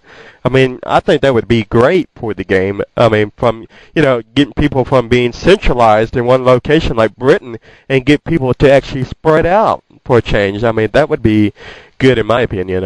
What do you think about it, Dor? Oh, I agree wholeheartedly with the player-driven economy aspect, and would add that I would love to see repair deeds removed from the game, for instance, as they don't encourage interaction whatsoever. I totally agree with you on that. And one of my solutions for that was, if you're going to have something like that, at least make it require some kind of fee. If there's nobody around, because I've heard this at the, I think whenever I was listening to the Washington, D.C. UO Town Hall meeting on the radio, I heard somewhere where somebody was suggesting that maybe perhaps the veterinarian, they pay, the veterinarian gold or something like that, or go to the veterinarian and get their pet res at the veterinarian shop in Britain or something like that. Well, what I was thinking, if we're going to have a need for that, late nights when there's no veterinarian player around that can res a pet or whatever for you, you could take your your pet to the shop and pay the NPC like 5K to res your pet or something like that, and your pet's instantly resed, and that would also create a gold thing. Would that be something more in line with something would be in favor of, Dor, or would that be like out of the question, or would that be something you wouldn't like either, Dor? I'm under run that by me again. Yeah, basically, let's say late night, you have a pet that just died, and you want to get him resed, but there's nobody around to res your pet. You don't know of anybody. You don't know how to get a hold of anybody to res your pet, but you want to get your pet resed instantly and get back into whatever it was you was doing with your pet. Now, since there's nobody around, you either wait till the next day or wait until next time you log in to get your pet resed, or you take it, under my scenario or my proposal, take it to the NPC veterinarian in town and get it resed and pay, like, say, 5K or something like that. Would you like to see something like that, rather than repair deeds or something, of that nature? Actually, it'd be a penalty of some sort, in essence. I would assume that you don't really want to hear my views on bonded pets. Well, I mean, I'd love to hear it, because that's kind of what it's regarding, because somebody did ask for it, and obviously EA's hearing it. So, I mean, I'm trying to kind of like reach a compromise between the two, I'm fairly ambivalent on that prospect, as I consider bonded pets to be just another form of insurance. It's just another detraction from the game. Why bother to protect a pet if you can just res it? I mean, pets used to have ghosts. Yeah, that's very true and everything. Well, I mean, I don't know the answer for everything, but I do try to come up with something like reasonable solutions to every problem that we have in the game because, you know, I'm just trying to work through all that. But anyways, Crescent, what do you have to say on that? Yeah, I don't reckon you should able to have a vendor which you res your pet sort of thing. If like Europa, the server goes down at 5 o'clock and it goes down for 20 minutes or so. But you, if you don't want to wait around, like you know, just put it in the stable. You know, if it's a whiteworm or a bug or anything like you know, just stick it in the stable. It'll be alright. I always stick mine in the stable. Sometimes I just log out. I just go home and log out, and it's there next day sort of thing when I'm logged in. When I log in when the servers come back up. Basically, there's always somebody around. There's always somebody around. But it's like I normally get our mates to res it for me. He takes over one of my accounts and say, "Yeah, can you take over my account for me so I could just one of my accounts with a veterinarian on it? Do you want to res my pet for me? That'll work. If not, just stick it in the stable. It'll still be there next day sort of thing." Yeah. Well, you know, the problem is this. It's not that, you know, people can't do that. I mean, I'm sure they're fully aware that they can do that as an option, but what about the folks who don't want to wait around? They want to do it right there, right then, and they want to get it res right there without any wait at all. So what do? They just walk up to the veterinarian shop, say, "Hey, veterinarian, you know, I want to get my pet res. You know, hey, you know, how much is it going to cost? $5K. Okay, $5K. I give him $5K, and he asks me, which pet do you want me to res? Okay, I want you to res that pet over there. Boom, you know, you hear the little res sound, and voila, you know, your pet's res, and you're ready to go. You know, because of the removal of the player interaction, you're actually charging him a buttload of gold for skipping the player interaction and everything. And so, in essence, it would actually encourage players, in my opinion, to actually go out and look for somebody to res their pet rather than going to the NPC every time. So, I mean, it's an alternative in a situation where there's nobody around and nobody available. They don't want to wait around, and they don't want to stable it until later. They want it res right there and right then. So, I mean, that to me would be a viable solution. Well, and I'm kind of wanting to hear whether or not you guys think that would be a good solution, bad, and if so, if you think it would be a bad solution or whatever, let me know why. Deadeye, go. Yeah, I don't think it's a viable solution at all because, you know, one of the things we're trying to get away from is things that happen in the game with the NPCs that tend to discourage interaction and, you know, cooperation among players, and that's just another option. 5K ain't nothing, you know.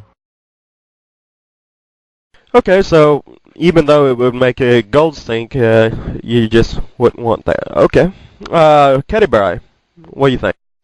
I think that whole being able to go to a NPC and get your pet res would be just like going to a wandering healer and getting yourself res. I think you should be able to do both, but at the same time, if you're out somewhere and you can't find a wandering vet or a wandering healer, you should be able to rely on other people to resurrect you or your pets. I mean, that's the whole point of the game. Interact with other people, get to know new people from across the whole world. Yeah, very good point. And Crescent, go ahead.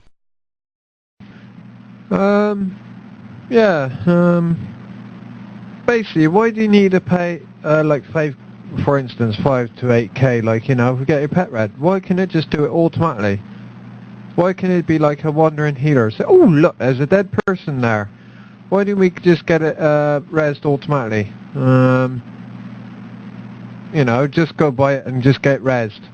You know, it costs you for free to get resed, so why not a pet? At the end of the day, it's living like us.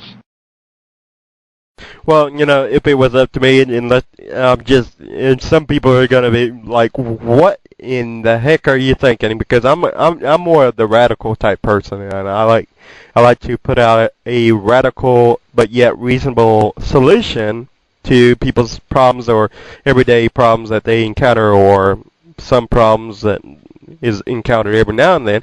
So, the reason I would say 5K or something like that, or 8K, and I would even go to the point of even charging to get you your character rezzed in town under the relative safety. I mean, if it was my case where I had the judgment call as to whether or not it happened, I would say yes. If you don't want to have to pay, go outside town, get rezzed out in the wilderness, where a mongback can come and res kill you. But that's just me. Deadeye. What do you think? Of course, one thing does come to mind. I said I wouldn't like that sort of thing, but then on the other hand, what the heck's the purpose of having a veterinarian run around the vet office? He ain't never going to treat a pet, What is he, just eye candy, Yeah, I've always kind of wondered about that. Why can't we give the NPCs more things to do? I mean, because right now there's so many NPCs out there that do absolutely nothing for you, and I'm just thinking, this would in essence create a gold sink and give NPCs more options to perform services for you. And if you're the solo type, because there is, believe it or not, solo players out there who do not want to have to interact with players. And EA is trying to cater to both of them, so where do you find the balance between the two, from those that don't want to have to go out and chase somebody down to get a res, or somebody who just wants to be able to go out and get the pet res without any hassle at all? So go ahead, Dora, let's hear your thoughts on that. If that were to be the case, give us healers who heal. Okay, very good point. Just not sure exactly how that would work. Healers that heal. I mean, I guess I can understand that one. In addition to resurrecting, that is. Okay, yeah, that definitely would be a good thing. I mean, because I hate getting resurrected and only having like 3 HP or something like that, or something. Hey, you know what I mean. I got something I want to throw in here real quick. Just stop and think. If you go to the doctor, if you go to the doctor or the vet, or take your pet to the vet in real life, you got to pay the man. Of course you do. I don't. We have to do it in UO. It's an interesting concept, Yeah, and see, and that's where I'm going with this whole concept and everything, because I mean, really. I mean, in town, you ought to have to pay something for the safety of being resurrected. So, because in town, you're not going to be killed by some mongbat that's nearby, the wandering healer, Whereas out in the wilderness, you're going to get it free, but you actually have to go out and put a little bit more effort to get it free, or you can just go find a player in town that can do it for free for you regardless. So, I mean, you can either go out in the wilderness, get it for free, and be at risk. That's your risk versus reward. And what they've talked so many times about in the past. Or you can pay a little hefty fee, let's say 5K or something, and all of these little things would provide a gold sink and maybe address the economic issues later on down the road. Spider-Bite, what are your thoughts on it? I know you probably are not too fond of those ideas. No. The first thing that came to mind, I actually had a visual of the ability to have a guildmate gate me to a healer so that I could get fully rezzed, fully healed, come back into battle in seconds, instead of having to go out and find a red healer, or a disciple, or whatever they call them, priest of mundane, and then healing myself. No, that can be exploited in so many ways to give the healers the ability to heal in town. Now, on the other side of the coin, the blue people, I'm sorry, when they come back into battle. I was thinking myself as a blue. Whereas the red people, they go to town, they're turned away, which I have no problem with. But we don't need to give, the blues have enough advantages as it is with NPCs. We can't buy anything from them where you turn away from healers. I think the stables and the bank are the only two exceptions. I could be wrong. I might be missing something I don't use when I'm playing. But otherwise, no. Healers, no. They should not be able to heal in addition to, especially not to full health unless they're paying or something, because they're going back to their bodies naked anyway, so they have to make a trip to the bank at low health anyway. So What? And you can't take gold as a ghost. Just doesn't make any sense to me. Well, that's true and everything, but it could automatically deduct it from your bank, like you would, like it does whenever you go purchase a pretty much a house deed or whatever, or how it used to be. I think it's now a Gump where you go out and buy a surveying tool or whatever, and then you just push on the Gump and it deducts the gold from your bank automatically. In the old days, you used to have to, I think, carry the gold around on you. I'm sorry, but the blue players already have guard wax available to them, that sort of thing. There are way too many advantages that are being discussed on Felucca and on Siege in the blue players' favor. We don't need to give them another one. That's my opinion. Okay. That's my opinion. Okay, so let me ask you this. You don't like the idea where you can basically resurrect from the dead and basically have full health or even half health or an advantage over what you got now. But let me ask you this. Would you be opposed to the idea of maybe having a fee charge for getting resurrected in town under the relative safety as opposed to going out in the wilderness and getting rezzed where there's a risk versus reward type aspect? No, still. I still don't. In the wilderness, absolutely. Go out there, do it for free. Make somebody run and find a healer. We have to. No, there's just too many advantages already as it is for the blue players. And I'm not against blues. I have blues of my own. I bless the fact that I can come into town and res my blue players. Those blue players don't PvP very often, but as somebody who's a murderer, the odds are stacked against us as it is. PvP is tough as a red player. Being able to sit there in a bank, have a chicken provoked on you, and you get guard whacked for doing absolutely nothing, or having a trade window up, is ridiculous. It's already easy enough. That's why you see a lot of the PvP guilds nowadays are mostly blues anyways. Until they fix that, then maybe we could look at what you're talking about, which, I think I could see from a Trammel point of view would make a lot of sense. Yeah, and that's what I'm trying to, get to, how can we address multiple issues at once and, and how can we make it more interaction, give more, potential for players to, consider, because we have to understand, yes, this game is a game where it's an MMOG, where there's players who are playing together in an online world. But then again, we have to consider and also realize that we have people who are antisocial, that don't want to have to do with anybody else, just simply want to get their pet res. They don't want to have to go through the hassle of looking up somebody or chasing somebody down to get a res. And so, we could address all those issues at the same time as maybe address another problem in the game which badly needs to be addressed in a lot of people's opinion, in addition to mine, that the economy needs to be fixed. And so how can we do that and provide these types of services and alternative solutions for these players to, utilize? So, I think that would be a potential situation to where we could also address the economy at the same time, hopefully.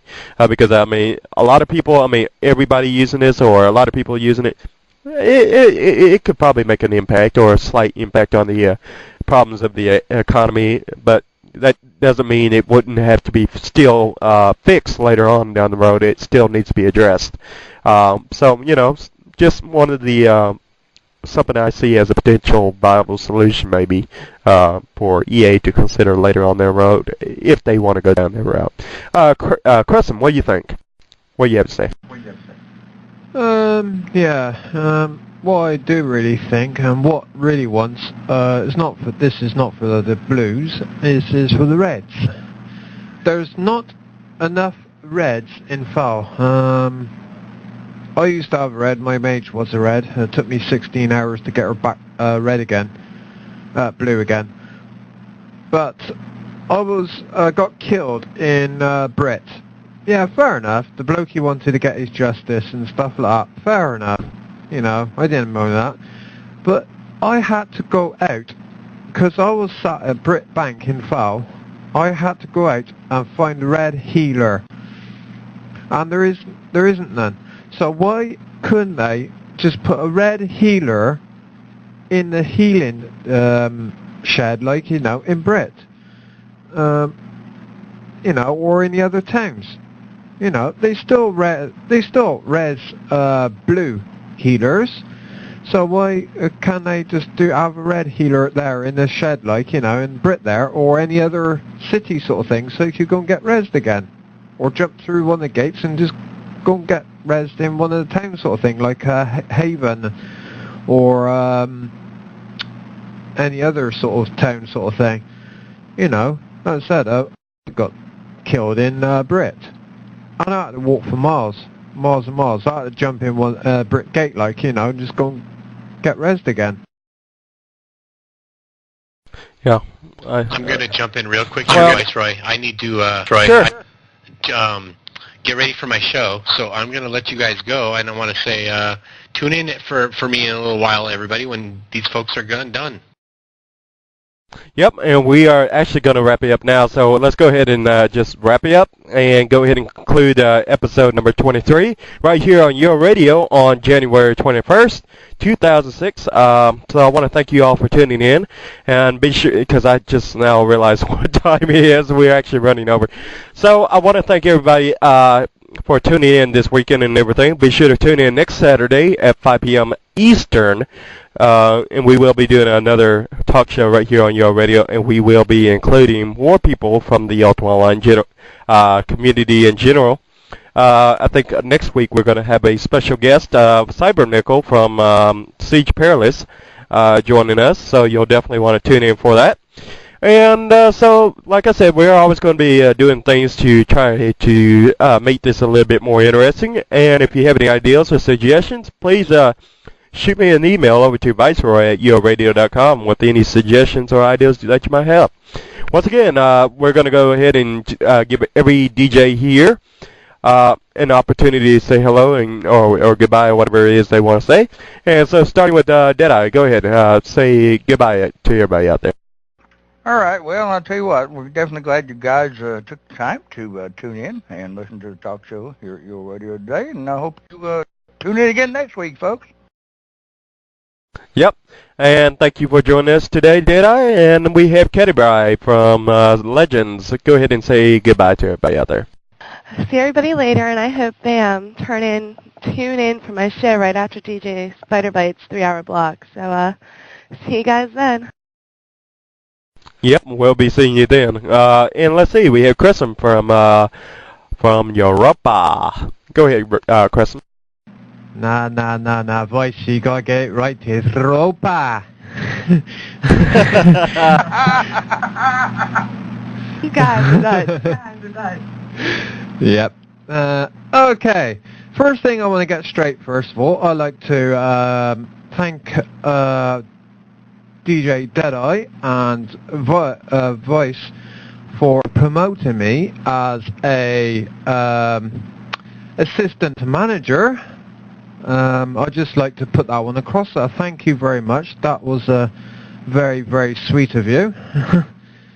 Well, you're welcome, man. DJ Cresham will be back Monday morning. We're playing the 70s and 80s themes, which we're just keeping in touch there. Basically, just keep an eye out for us. And this is DJ Cresham from Europa, UK in real life. Good night and God bless. And good night to you, Gresham. I know it's pretty late over there in UK, so I hope you have a good night and everything. So we'll be seeing you, I believe, Monday. So thank you. And let's see, we have Dor from Sonoma. So let's go ahead and hear from you, Dor. Say goodbye to everybody out there. Goodbye, Siege and Sonoma, and I'll catch you either in game or on boards. Yep, and we'll see you over in the IRC chat. So if you ain't already in the IRC chat, come in over there and join us. and say hello to everybody that's in there. So let's see. We have our last person here with us, and then we're going to go back to Crescent. I think he wants to add in something in a little bit. So after Strife, we'll go right back to Crescent. Strife, go ahead and say goodbye to everybody out there. All right. Since everyone else has been promoting their own shows, I would just like to remind people that I will be on in 5 hours, well, 4 hours, or 4 hours, 45 minutes or so, 11 p.m. Central Time tonight. It's only my second show, so be gentle. I'd like to thank Viceroy and Deadeye for giving me the chance to not only sit in on the show, but to be a part of UORadio in general. Not a problem. It was great having you here as a part of the team as well, and we're looking to many more great shows coming from you, buddy. And same to Crescent. Congratulations on the promotion as well. Did you want to add something, by the way, Crescent? Yeah. Fortunately, Spiderbite isn't able to remind you about the forums. Oh, okay. Hey, thank you for reminding me about that. Yeah, I'll be sure to get on that after the show and everything. So, let's see. Anyways, that's going to go ahead and conclude episode number 23 here on January 21st, 2006. And I'll say again, thank you very much for tuning in.